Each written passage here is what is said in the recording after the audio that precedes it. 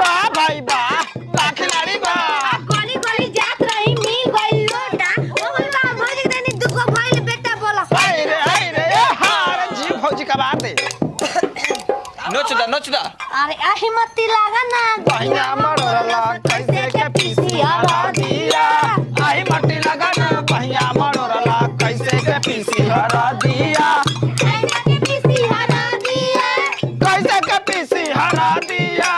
आई मट्टी लगा ना भैया मरोला कैसे के पीसी हरा दिया आई मट्टी लगा ना भैया मरोला कैसे के पीसी हरा दिया वाह भाई वाह वाह खिलाड़ी वाह एक गली में पुआरा एक गली में आवा जाई एक गली में पुआरा बोला बसा मारे पंडित जी के द्वारा बोला हाय रे हाँ बाउरैलू छिनार बाबा दुआरा का गइलो बाउरैलू छिनार बाबा दुआरा का गइलो सखी बुढ़ावा बातार सखी बुढ़ावा का हो गइल का भइले याद आ गई बुढ़ा बता के यार जवान भतार बतौले बूढ़ा भतार सखी बुढ़ावा भतार सजिया के रोजे आगे ना से सखी की बुढ़ावा भतार रोजे रोजे सजिया के नाम से अरे नाच नाच नाच मत डिजाइन को के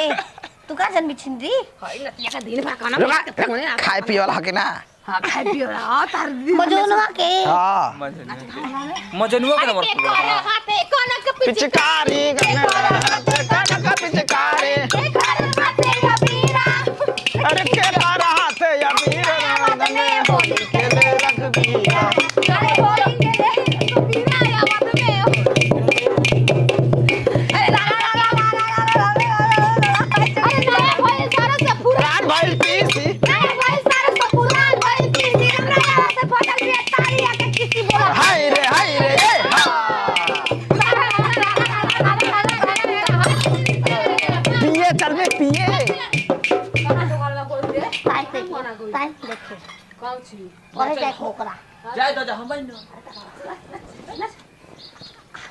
नाच देखे जाई मेरे अहिराना हम नाच देखे जाई मेरे अहिराना हम नाच देखे जाई जोर लवंडा नाचेला